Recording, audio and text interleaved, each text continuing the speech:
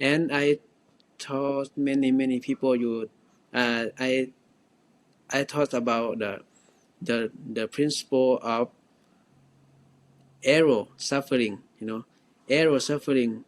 When the arrow suffering hits you first time, that means you got suffer the first time, maybe from accident, maybe from something like that. You lost your leg or you lost something, in you lost your limb, or you are very suffer. Eh, Even the word, people use the bad word for you, right? That's you got the first arrow suffering, you hurt at first time. But then why you allow the second arrow or many thousand of arrow to come to yourself by yourself? You're referencing a beautiful sutta that Ajahn Kobilo gave a talk on 2 days ago on the two arrows where you're hit with the Yeah, first arrow of suffering, but then we all shoot ourselves with the yeah. second arrow, which is unnecessary. So, Yes.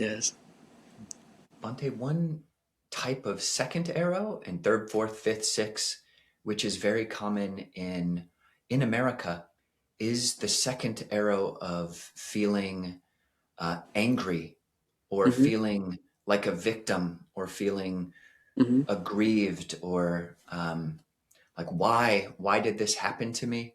mm-hmm. Did you experience that kind of second arrow? Were you ever angry at the driver or angry at the situation? For me, as I don't angry because I don't know him, and I never meet him. I don't know his face, and even I know his face and I know him. I think it's he don't want that happen, because I think he suffer too.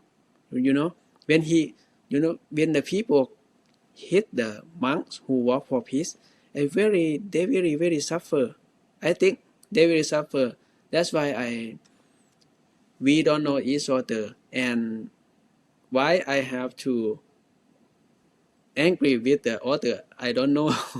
Yeah, and I lost my leg. Is the bad thing happened to me, but the good thing is the good thing happened to all the world. That's why I sometimes I say thank you to him.